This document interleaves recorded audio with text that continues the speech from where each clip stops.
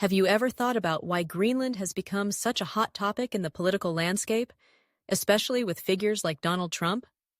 It's fascinating, isn't it? The largest island in the world, covered mostly in ice, and yet it's caught the attention of one of the most powerful men on the planet. So, let's dive into this intriguing story of geopolitics, real estate dreams, and the allure of an icy expanse. First off, let's rewind to 2019, when Trump made headlines for expressing interest in buying Greenland from Denmark. Now you might be thinking, isn't Greenland already part of Denmark? Well, yes, it is, but it's also an autonomous territory. This means it has its own government and manages its own affairs to a significant extent.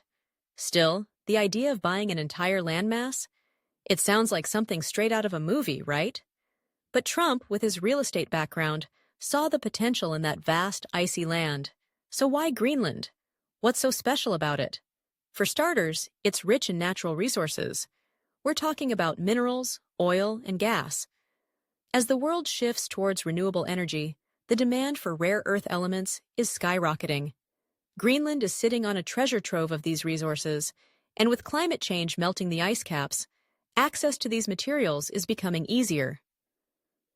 Imagine the strategic advantage that would provide. Control over these resources could mean economic power and influence on a global scale. It's not just about the land, it's about what lies beneath it.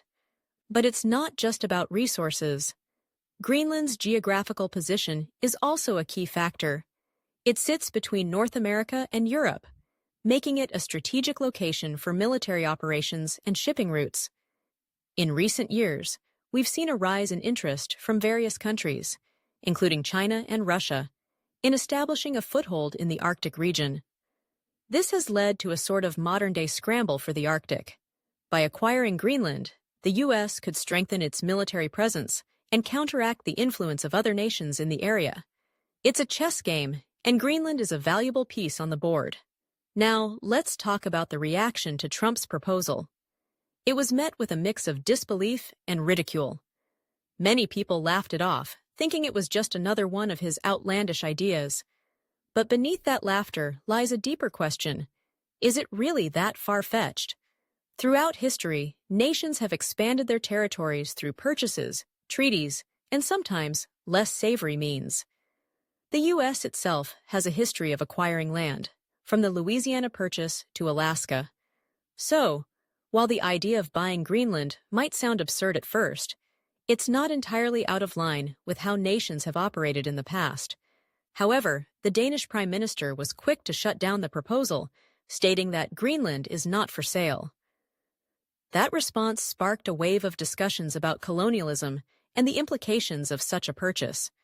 It's important to recognize that Greenland is not just a piece of real estate, it's a place with its own culture, people, and history. The Inuit population has lived there for thousands of years, and the idea of buying their land raises ethical questions. Would this be another instance of powerful nations imposing their will on smaller territories? It's a complex issue that goes beyond mere economics and politics. And let's not forget about the environmental aspect. Greenland is one of the places most affected by climate change. The melting ice caps are a stark reminder of the urgent need for action against global warming. If the U.S. were to acquire Greenland, how would that affect its environment?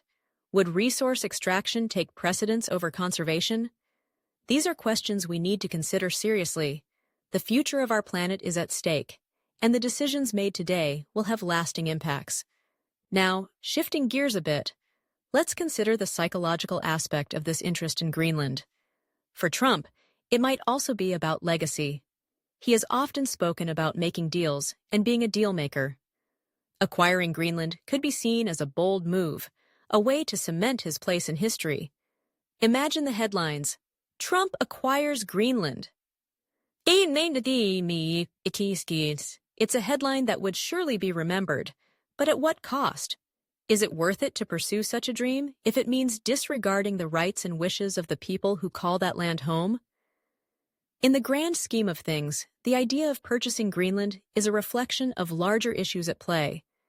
It encapsulates the struggle for power, the race for resources, and the ethical dilemmas of modern geopolitics.